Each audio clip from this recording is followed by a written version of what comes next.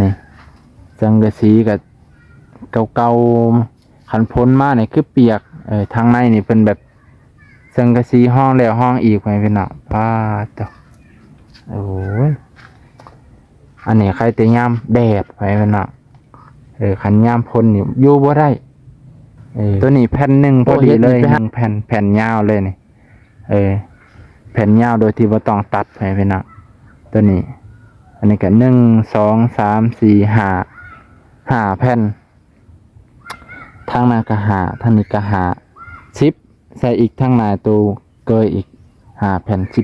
15ตัวนี้อีก2แผ่น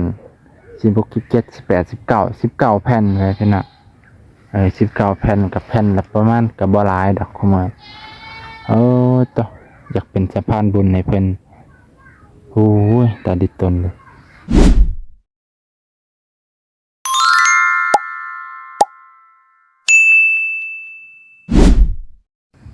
ตะเกียน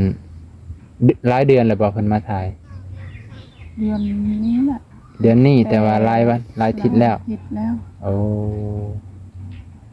เพิ่นก็อยากมาซอยกันแหละแต่ว่า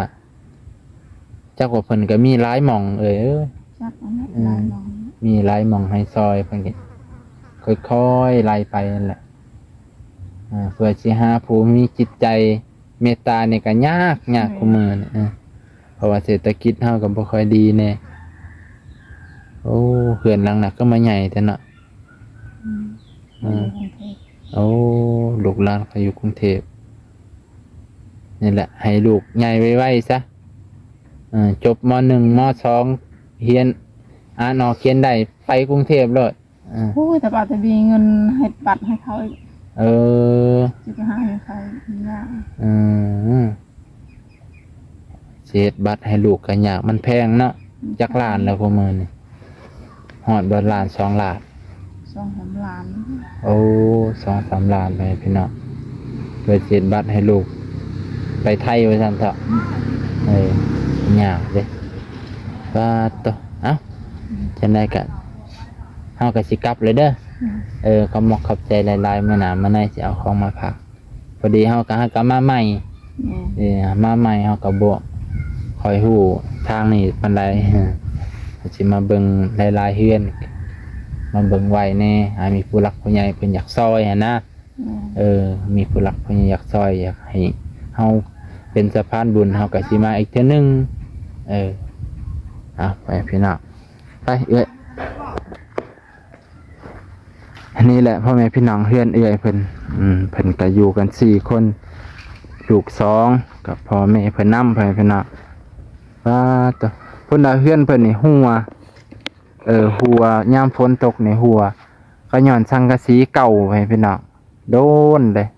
สังกะสีจนเป็นขี้เมียงแหละว่าต่อขันพ้นม่านเพิ่นหัวนอนก็บ่ได้เบิ่งในพ่อยพี่น้องมันเก่าได้สังกะสีขี้เมียงมันกัดกินเลยนะหลายปีว่ากับประมาณขันใส่กับประมาณ2 4 5อันนี้ก็5แผ่นทางเทิงก็15แผ่นประมาณนี้ตีไว้20แผ่นจ้ะแต่ว่าอันนี้เพิ่นตัดได้นี่พ่อยพี่น้องเพิ่นตัดให้มันสั่นสังกะสีสั่นแต่ที่จริงเนี่ยตัวนี้มันสิยาวอันนี้เป็นตัดปลาตัวหนักนี่แต่ว่าหน้านี่ก็เขานี่งามแต่ว่าบ่แม่นหน้าเพิ่นไว้พี่น้องบ่แม่นหน้าเพิ่นหน้าเขาเบิดหน้านี่เพิ่นงามอยู่เพราะว่ามันเป็นเขาขาวเพิ่นน่ะแต่ว่าบ่แม่นหน้าเพิ่นเขาเพิ่นบ่ฮู้ว่าสิได้กินบ่เพิ่นน่ะนี่คือเฮือนเพิ่นโอ้ตาดิตนนี่สังกะสีกับเก่าๆขันพ้นมาเนี่ยคือเปียกทางในนี่เป็นแบบสังกะสีห้องแล้วห้องอีกไปเป็นหนักป้าจ้ะโอ้ยอันนี้ใครแต่ยามแดดไปเป็นหนักขันยามพ้นนี่อยู่บ่ได้โอ้เฮ็ดนี่ไปหาอยู่ทางใดโอ้ทางนี้บ่โอ้เฮ็ดนี่พอได้กินอยู่กินเราก็พอได้กินในเฮือนนะว่าซั่นเถอะว่าตัวทางในเป็นทางในนี่มันสิต่ำไม่ได้พี่น้องอันนี้คือประตูเขาเป็นย่างเขา ถ้าจริงมันสิต่ำพุ่นแหละเพียงพุ่นเพียงทางพุ่นเลย ความต่ำเนาะตัวเฮือนเป็นคันพ้นตกเนี่ยคือว่าแหละพี่น้องเอ้ยนี่ก็ถือว่าอีกเคสหนึ่งนี่พ่อพี่น้องสังกะสีตัวนี้แผ่นหนึ่งพอดีเลย1 แผ่นยาวเลยนี่แผ่นยาวโดยที่บ่ต้องตัดไปพี่น้องตัวนี้อันนี้ก็1 2 3 4 5แผ่นทางหน้าก็ทางนี้ก็10ใส่อีกทางหน้าตัวเกยอีก5 แผ่นตัวนี้อีก2 แผ่น16 17 18 19แผ่นเลยพี่น้อง19 แผ่นกับแผ่นละประมาณกับบ่หลายดอกคุมื้อต่ออยากเป็นสะพานบุญให้เพิ่นโอ้ยตาดิตนเลยเนาะจะได้ก็ฝากกดไลค์กดแชร์ไปพี่น้องเพิ่นกับปลูกอยู่ปลูกกินมีแนวอยู่แนวกินอยู่ดอกไปพี่น้องเพิ่นก็บ่ได้ว่าอาศัยแต่ผู้มาซอยแต่เพิ่นก็มีแนวอยู่แนวกินอยู่ปลูกแนวอยู่แต่ว่าดีหลักๆก็คือข้าวสารนี่แหละคันมีข้าวสารใครแน่บ่ได้ไปขอไปพี่น้องเนาะคันไปขอก็คือว่าแหละเพื่อสิได้โอ้ยไปหลายบ้านได้ไปพี่น้องเนาะสังกะสีเพิ่นได้ในใจเพิ่นก็อยากได้สังกะสีนี่แหละพอได้มุ่งเฮือนกับข้าวสารตาอยากเป็นสะพานบุญนี่มีผู้หลักผู้ใหญ่เมตตาให้บ่าวนงในเด้อบ่าวนงอยากเป็นสะพานบุญให้เพิ่นเปิดทุกคนซอยคน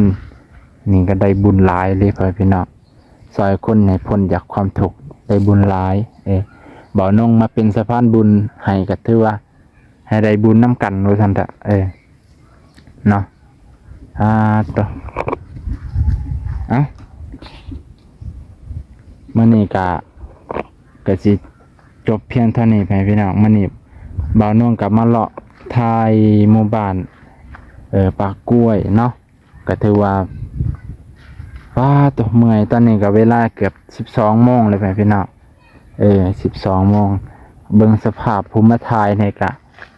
นักหน่วงคือกันไปพี่น้องขี่รถห่างๆบางคนก็ว่าโอ้สิถ่ายสิซอยเขาได้จังได้ขนาดเจ้าของก็ยังขี่รถห่างๆไปพี่น้องขนาดเจ้าของยังได้ขี่รถห่างๆยังสิไปซอยโมเนาะเฮาก็บ่าวนงก็ยอมรับอยู่ว่าขี่รถห่างๆเพื่อไปถ่ายคลิปแต่ก็หวังจักมือนึงว่าต้องมีผู้ใจบุญที่อยากให้บ่าวนงเป็นสะพานการรถคันนี้ก็พอสิได้แก้ข้าวสารได้พอสิแก้พอห่มได้พอสิได้แก้อันนั้นอันนี้ให้เขาได้อยู่ดอกเนาะ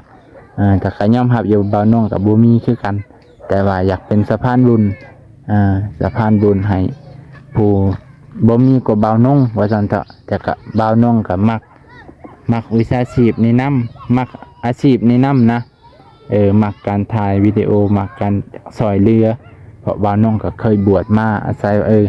ซอยเรือมนุษย์โลกเฮาก็บ่ได้อยู่ในโลกนี้ตลอดไปว่าซั่นเถอะบ่แม่นว่าเฮาสิอยู่ตลอดไปดอกเฮาก็ถือว่าช่วงเฮามีก็ซอยกันตัวใดเฮาซอยได้บ่าวนงก็บ่มีทรัพย์สินเงินทองหรอกแต่ว่าก็ซอยเป็นสะพานบุญให้นี่แหละพ่อพี่น้องพูนเด็กหน่อยกำลังสิไปห้องน้ำมุงเฮียนตอนนี้เที่ยงพอดีเลยบรรยากาศฮ้อนเลยพี่น้องก็ขอบใจขอบพระคุณหลายๆอันนี้คือเฮือนของเอื้อยยังดวงมาล่านี่แหละลืมซื้อเพิ่นแหละเพิ่นก็ขาดข้าวสารอาหารแห้งเด้อพี่น้องผักแซ่ไปฮอดผู้หลักผู้ใหญ่นี่เพื่อเป็นสะพานบุญให้เราน้องก็อยากเป็นสะพานบุญอีหลีอยากเป็นสะพานบุญให้เบิดสุขุสุคนนั่นแหละเนาะขอบใจขอบพระคุณหลายๆ